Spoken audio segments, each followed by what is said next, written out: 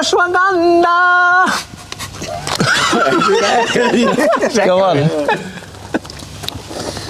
Okay. Wait. Oh no, I've just been bitten on the eyelid. Oh God! Come on.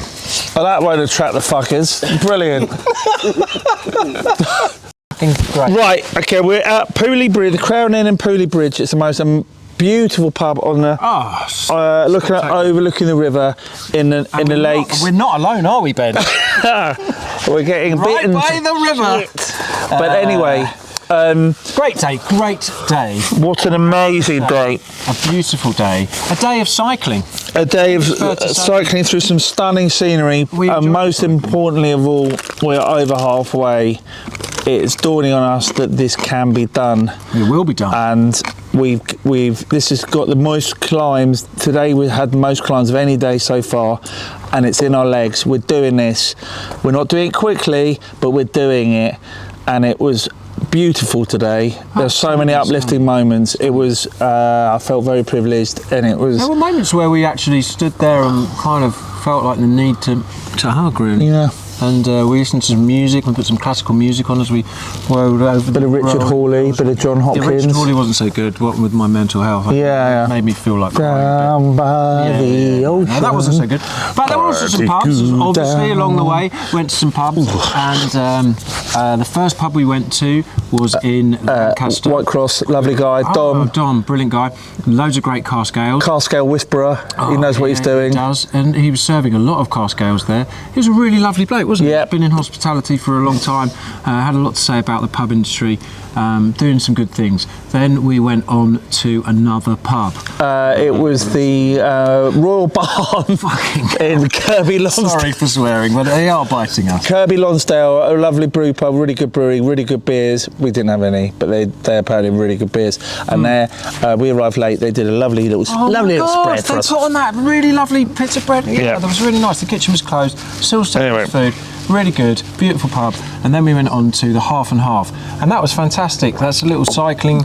By two people, a couple who do cycling tours. They do in France. They do Le Jog or Jogul, and they really helped us with some cycling tips and then running a bar. So, no, they're very well placed to talk about that. What I liked about that was because I think sometimes when you go into a pub in your cycling gear, people think you look like a bit of a knob. They don't really. I do, yeah. But they don't accept you, and I think they should accept cyclists more, really, because we spend money on beer and stuff. Yeah. That. A lovely place. And then he told us to go on this beautiful route to our penultimate pub. But it was absolutely amazing. And obviously Paul got his drone shots because he loved his drone. I loved the drone. So he did his drone shots, and it was epic. It was absolutely beautiful. The sun was coming down as we came into Bampton. Pub story of the day. Yeah, the Mardale Inn. They had a lovely warm welcome from them, and it's a great story. We'll let them tell you about that. Because before there were two pubs in the village. Absolutely. In 2018 there were two pubs, one here, the Mardale, and then the next village along, the Crown and Mitre.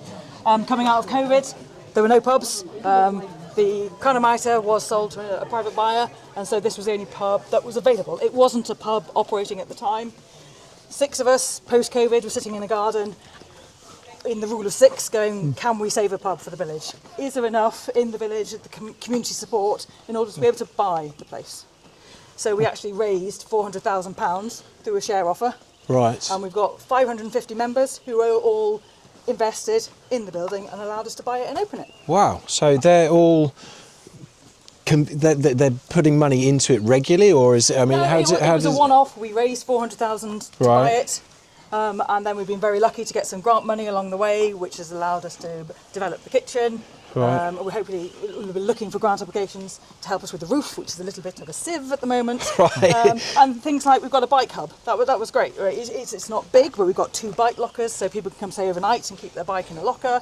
And then we've got some tools to fix anything that's wrong. Do you find the shareholders then are the regulars? They're always drinking in there, is that it? So we've got a really wide range of shareholders. 70% are Cumbrian, and most people have a link, whether they came on holiday when they were 8, and camped in Stead's campsite just here, and then they keep returning. We get people who are on the campsite who've been here every year for 30 years, or they've come into a holiday cottage. A lot of people have got fond memories, so they may now live in Australia, but they all wanted to invest because they believed in the lovely. As Kate's already mentioned, we raised that money. And we raised that money in 3 weeks. Wow. 3 weeks? 3 weeks. 3 weeks we raised the money. Pub. People wanted a pub. Wow. We purchased the pub on the 1st of May 2022. 1st of July 2022, we reopened. Was anyone in the village have any idea about how to run a pub or to build a pub? No, we've all got different, from the 6 of us in the management committee, we've all got different skill sets. So Phil and Sue both have a commercial background. Kate's our treasurer, Rich, her husband, is our company secretary.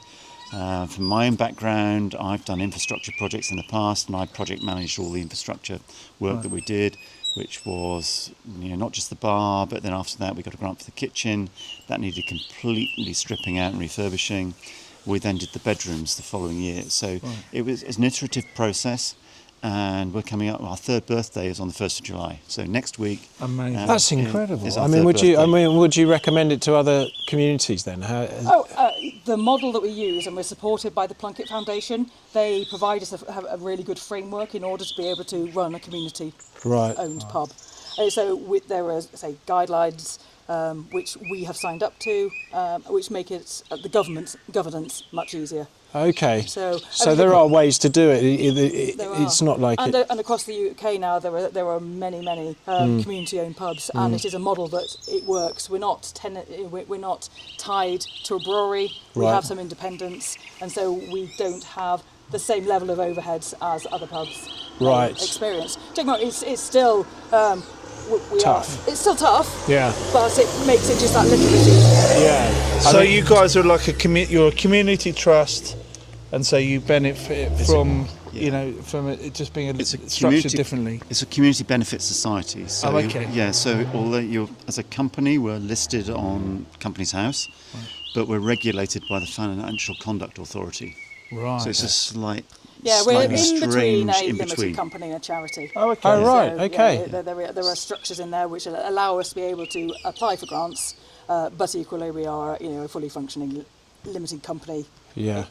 So do you still find the same challenges that any other pub would face? Absolutely. Pressures on you. Staffing, getting the right staff. We are lucky. One of the best things that we didn't really foresee is the amount of kids that have come out of the woodwork. At 14, they are knocking on the door saying, "Can we come and work with you?" So it's their I thought you would say, "Can I Can I have a pint? No. It's still only 18 and over. But I was very excited because I'm a big fan of Withnail and I, and the telephone box from Withnail and I is round the corner from the pub, so we had a little spell there. But most importantly, this is our last day in England. It was last week we left. This time last week we were in the pub in Sanning Cove with everything ahead of us, and now we're on the border of Scotland. And I don't mind saying, Tom, I'm pretty proud of ourselves. Along with our ashwagandha, we're going to have some English whiskey to celebrate before we go into Scotland, where they think they've got good whiskey. I mean, we're going to have to probably stomach some of their muck. Yeah. But anyway, we're very excited. Tomorrow's another day. There's more hills, there's more rain, but we're in a good mood, and we've had a great day. We're drinking some whiskey. Life's Cheers. good, man. Don't do drugs. Pubs, not drugs. So many fucking. Can we get out of here now, please?